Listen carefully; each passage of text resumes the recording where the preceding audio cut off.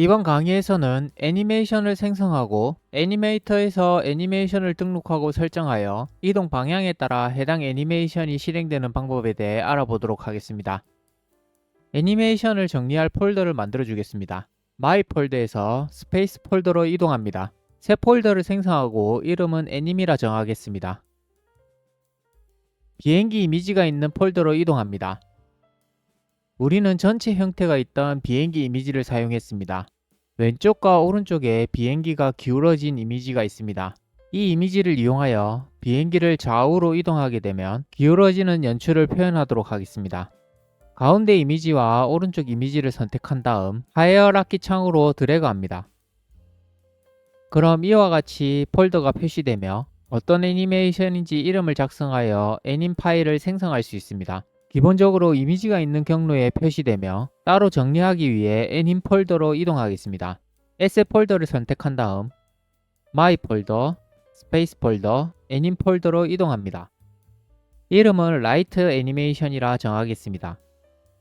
이번에는 왼쪽 이미지와 가운데 이미지를 선택하고 하이어라키 창으로 드래그합니다.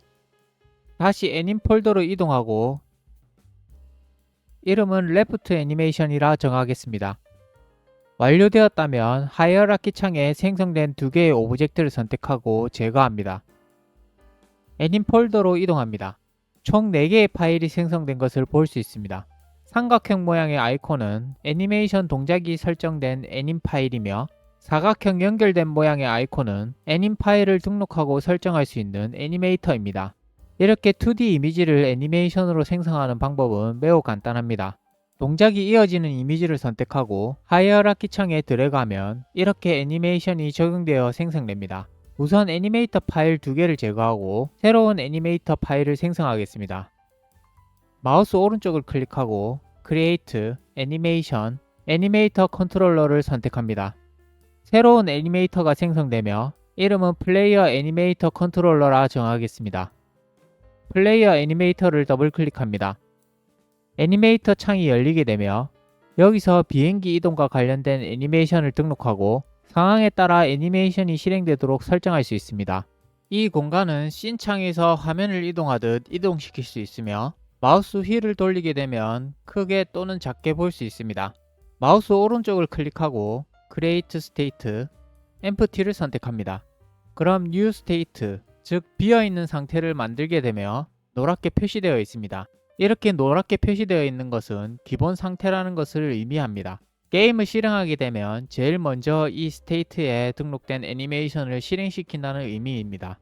여기엔 보통 대기 상태인 아이들 애니메이션을 추가합니다. 이름을 아이들로 변경합니다. 비행기의 기본 상태는 애니메이션이 없기 때문에 이렇게 비워둬도 상관이 없습니다. 아래 애님 파일, 다른 말로는 애니메이션 클립이라고도 부릅니다. 오른쪽과 왼쪽 클립을 비어있는 공간에 드래그하여 등록합니다. 회색으로 표시되어 있는데 이는 실행되지 않고 있을 때 이렇게 표시됩니다.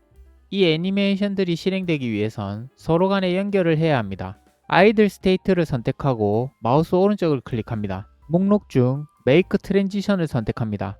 그럼 이와 같이 방향 표시가 있는 선이 나오게 됩니다. 이 상태에서 레프트 애니메이션 상태를 선택합니다. 이렇게 되면 아이들에서 레프트 애니메이션으로 상태를 전환하게 됩니다. 레프트 애니메이션이 실행되었다면 다시 원래 상태인 아이들로 돌아가야 합니다. 레프트 애니메이션을 선택하고 마우스 오른쪽을 클릭합니다. 메이크 트랜지션을 선택하고 아이들로 연결합니다. 라이트 애니메이션도 동일하게 설정합니다. 이제 상태에 따라 애니메이션이 전환될 수 있게 설정하였습니다. 이번에는 애니메이션을 보도록 하겠습니다.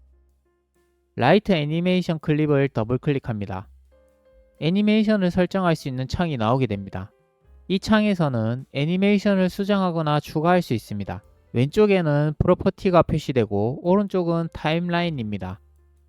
왼쪽 스프라이트를 펼쳐보면 어떤 이미지가 등록되어 있는지 확인할 수 있습니다. 오른쪽 타임라인을 보면 0은 기본 비행기 이미지고 1은 우측으로 기울어진 이미지입니다. 타임라인은 왼쪽에서 오른쪽으로 진행되며 해당 프로퍼티를 설정하게 됩니다. 라이트 애니메이션은 정상적이니 이번에는 레프트 애니메이션을 열어주겠습니다. 타임라인을 보면 왼쪽으로 기울어진 이미지가 먼저 오게 됩니다. 그럼 왼쪽 이미지가 먼저 실행되고 가운데 이미지가 나중에 표현하게 되므로 순서를 바꿔야 합니다. 왼쪽 이미지를 드래그하여 오른쪽으로 이동시킵니다. 가운데 이미지를 드래그하여 첫 번째에 위치시킵니다. 다시 왼쪽 이미지를 드래그하여 왼쪽으로 한 칸 이동시킵니다. 이제 이렇게 하면 정상적으로 표현되게 됩니다. 애니메이션 창을 닫습니다. 상태에 따라 전환하는 것은 설정하였지만 어떻게 전환을 해야 할 것인지 설정해야 합니다. 그러기 위해선 파라미터라는 것을 적용시켜줘야 합니다. 코드를 작성할 때 변수를 생성하는 것과 같다고 생각하면 됩니다. 애니메이터 창에서 왼쪽 파라미터를 선택합니다. 플러스 버튼을 클릭합니다. 4개의 파라미터가 있으며 변수를 생성할 때와 비슷하다는 것을 볼 수 있습니다. 우리는 키를 눌렀는가 아닌가에 따라 방향이 정해지는 것이기 때문에 B를 선택합니다. 이름을 레프트라 정하겠습니다. 다시 플러스 버튼을 클릭하고 불 파라미터를 추가합니다. 이름은 라이트라 정하겠습니다. 이제 이 파라미터를 통해서 전환이 될 수 있게 설정하겠습니다. 아이들에서 레프트 애니메이션으로 전환되는 트랜지션을 선택합니다. 인스펙터 창을 보게 되면 아래 컨디션 설정이 있습니다. 플러스 버튼을 클릭하고 레프트 파라미터를 선택하고 true로 설정합니다. 이렇게 하면 레프트 파라미터의 값이 true인 경우 아이들 애니메이션에서 레프트 애니메이션을 실행시키기 위해 전환하겠다는 의미가 됩니다. 실행했다면 반대로 되돌아가게 설정을 해야 합니다. 되돌아가는 트랜지션을 선택합니다.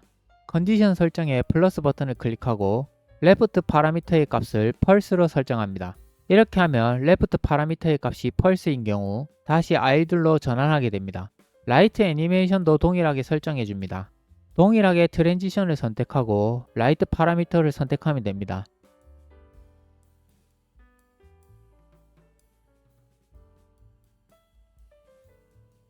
이제 애니메이션이 전환될 수 있게 파라미터 설정은 마쳤습니다. 여기서 한 가지 더 설정해야 합니다. 애니메이션이 전환될 때 바로 다음으로 전환되어야 하는지 아니면 이전 애니메이션이 다 실행되고 다음으로 전환해야 하는지를 설정해야 합니다. 이 설정도 중요한 부분입니다. 예를 들어 공격을 하는 애니메이션이 있다고 가정해 봅시다. 가만히 있다 공격을 하는 애니메이션으로 전환되어야 한다면 즉시 전환이 이루어져야 할 것입니다. 그렇지만 바로 전환되지 않는다면 아이들 애니메이션의 재생이 끝날 때까지 기다려야 하는 상황이 되므로 의도한 바가 아니게 됩니다. 반대의 상황도 마찬가지입니다. 공격 동작이 다 이루어지고 난 뒤 아이들 애니메이션이 실행되어야 할 것입니다. 공격하고 있는 도중에 전환이 되면 이것도 의도한 바가 아니게 됩니다. 이렇듯 이걸 잘 설정해줘야 합니다. 트랜지션을 선택하고 인스펙터 창을 보게 되면 해제 엑시트 타임이라는 설정이 있습니다. 이 설정을 통해서 바로 전환할 것인지 아닌지를 선택할 수 있습니다. 즉시 전환되기 위해 체크 해제합니다. 체크하면 애니메이션이 다 실행되고 전환되게 됩니다. 아이들로 전환되는 트랜지션을 선택하고 해제 엑시트 타임의 체크는 해제합니다. 아래 세팅즈 설정이 있습니다. 이걸 확인해 보면 애니메이션이 전환될 때의 타이밍을 설정할 수 있습니다. 픽스드 듀레이션의 체크를 해제합니다. 이를 해제하게 되면 애니메이션 간의 연결 없이 바로 전환되게 됩니다. 그리고 아래 트랜지션 듀레이션 값을 0으로 변경합니다. 이렇게 하면 애니메이션 중간 연결 없이 바로 전환되게 됩니다. 상황에 따라 애니메이션의 연결이 부드럽게 이어지도록 설정을 해야 하는 경우도 있습니다. 그런 경우에는 이 부분을 체크하여 설정하면 되지만 단순하게 표현하는 애니메이션인 경우에는 이렇게 바로 전환시키면 됩니다. 나머지도 동일하게 설정합니다. 이제 마지막으로 이 애니메이터에서 설정한 부분을 실행될 수 있게 컴포넌트를 추가해야 합니다. 스페이스 플레이어 오브젝트를 선택합니다. Add Component 버튼을 클릭하고 애니메이터를 검색하여 추가합니다. 애니메이터 컴포넌트를 보게 되면 컨트롤러를 등록하는 설정이 있습니다. 여기에 설정한 플레이어 애니메이터 컨트롤러를 드래그하여 추가합니다. 이제 애니메이션을 컨트롤할 수 있게 되었습니다. 코드를 작성하여 상황에 맞게 애니메이션이 실행되도록 하겠습니다. 스크립트를 열어줍니다. 애니메이터 컴포넌트에 접근할 변수를 작성합니다. 스타트 함수에서 게임 시작 시 getComponent 함수를 이용하여 애니메이터 컴포넌트에 접근하여 변수에 대입합니다. 키 입력을 받는 onMove 함수로 이동합니다. 앞서 키 값을 받는 지역 변수를 작성하였습니다. 이 값에 따라 애니메이션을 실행하도록 하겠습니다. 조건문을 작성하고 오른쪽으로 이동하는 키를 누르면 인풋 값이 0보다 크게 됩니다. 조건이 성립되면 애니메이터에 setBall 함수를 호출합니다. 애니메이터에서 파라미터를 설정할 때 불로 설정했습니다. 그렇기 때문에 setBool 함수를 호출하는 것입니다. 첫 번째 인자값으로 문자를 입력해야 되는데 쌍따옴표를 작성하고 파라미터에서 설정했던 write를 작성합니다. 이 문자를 작성할 때는 파라미터에서 작성했던 대소문자와 동일해야 합니다. 그렇지 않으면 실행되지 않습니다. 두 번째 인자값으로 true를 작성합니다. 이렇게 하면 아이들에서 write 애니메이션을 실행하게 됩니다. 다음 조건문을 작성하고 왼쪽으로 이동하는 키를 누르면 인풋 값이 0보다 작게 됩니다. 조건이 성립되면 애니메이터에 setBool 함수를 호출합니다. 이번에는 첫 번째 인자값으로 left를 작성하고 두 번째 인자값으로 true를 작성합니다. 이러면 아이들에서 left 애니메이션을 실행하게 됩니다. 실행하게 되면 아이들로 되돌아가게 해야 하므로 반대쪽 파라미터 값을 작성하고 펄스로 설정합니다. 이동키를 누르게 되면 해당 애니메이션이 실행되고 반대쪽 애니메이션이 종료되게 됩니다. 마지막으로 가만히 있을 때는 이 애니메이션들이 종료되게 해야 합니다.